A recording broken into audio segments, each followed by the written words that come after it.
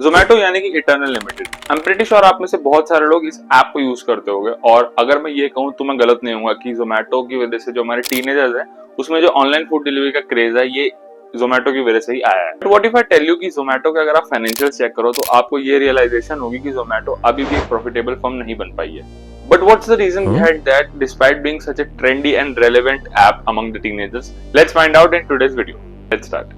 First of all, let's try to understand the business model of Zomato. अब Zomato, as we all know, सिर्फ एक चीज को नहीं करता है। Zomato तीन चीजों में अब अपनी एक्सपर्टीज है उसको दिखाता है। सबसे पहले तो Zomato फूड डिलीवरी करता है थ्रू Zomato ऐप, और दूसरी जो है वो लाइव अरेंजमेंट्स बुक करता है थ्रू हाइपरप्योर, और तीसरा जो है वो एक ग्रोसरी सर्विस भी प्रोवाइड करता है थ्रू ब्लिंकिट। जो मार्जिन, अगर आप मार्जिन क्राइटेरिया देखें तो मार्जिन बहुत ही पतला होता है, और जो क्विक कॉमर्स होती है उसमें तो बल्कि उल्टा कैश बर्न होता है। तो आई थिंक ये बहुत बड़ा रीजन है कि क्यों जोमेटो अपने जो तीनों बिजनेसेस हैं उसमें प्रॉफिट नहीं लॉस कर रही है।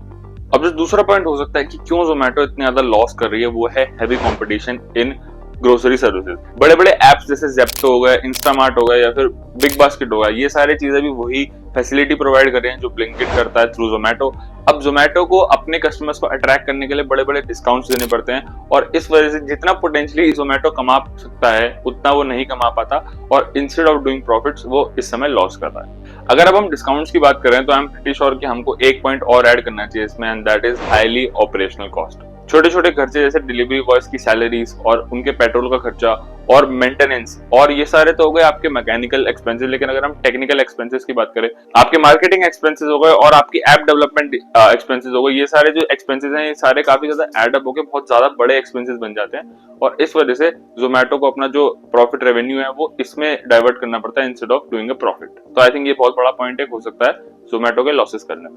अब जोमेटो ने अपने बिजनेस को एक्सपेंड करा ही करा है, तो इस वजह से जोमेटो को लॉसेस भी फेस करने पड़ रहे हैं। अब मैं ऐसा इसलिए कह रहा हूँ क्योंकि जो ब्लिंकिट है, अब ब्लिंकिट ये दावा करता है कि वो आपके ऊपर आपके पास 10 मिनट में जो है ग्रोसरी आपको डिलीवर कर देगा, लेकिन इस वजह से जो फुलफिलमेंट कॉस्ट है वो इतनी ज्यादा बढ़ गई है कि instead of doing profit Zomato जो है वो अपने पैसों को खो रहा है, वो अपना जो कैश है उसको बर्न आउट कर रहा है। Let's discuss the last point, investors pressure on founders. अब इसका मतलब ये है कि अब अगर कोई कंपनी स्टार्ट हो रही है तो उसमें इन्वेस्टर्स ने पैसा लगाया, उनको ऑब्वियसली पैसा उसमें यूज हो रहा है, लेकिन अब अगर वो कंपनी प्रॉफिट नहीं करती है तो वो जो इन्वेस्टर्स हैं वो काफी ज्यादा कंपनी को प्रेशर करेंगे कि आप प्रॉफिट्स की तरफ ज्यादा फोकस करो instead of expanding your business. और इस वजह से ये हो रहा है कि जोमेटो जो सिटीज अनप्रॉफिटेबल है वहां से अपने आप को एग्जिट कर रहा है, और जितना रेवेन्यू जोमेटो कमा पा रहा था उतना जोमेटो अब नहीं कमा पा रहा, क्योंकि जो ऐसी सिटीज है जहां पे उसको काफी ज्यादा अनप्रॉफिटेबल सिटीज थी वो वहां से एग्जिट कर रहा है, और इस वजह से जो उसका रेवेन्यू उसमें कट ऑफ हो रहा है, और ऑब्वियसली लॉस भी उसका बढ़ रहा है। इन सारे पॉइंट से कंक्लूजन बहुत ही सिंपल निकलता है। कंक्लूजन ये निकलता है कि जोमेटो की जो ब्रांड वैल्यू है और कस्टमर सपोर्ट है वो बहुत ज्यादा है, लेकिन जब तक मार्जिन स्टेबलाइज नहीं होगा और जब तक कंपटीशन को संभालना नहीं सीखेगी जोमेटो, आई थिंक तब तक जो है जोमेटो लॉस में रहने वाली है। और despite being such a great brand value and such a great customer support, Zomato losses ही करेगी अगर वो इन दो तीन जो बेसिक चीजें हैं उनको हैंडल नहीं कर पाती है। वेल, अगर आपको ब्रेकडाउन अच्छा लगा तो प्लीज वीडियो को लाइक करना।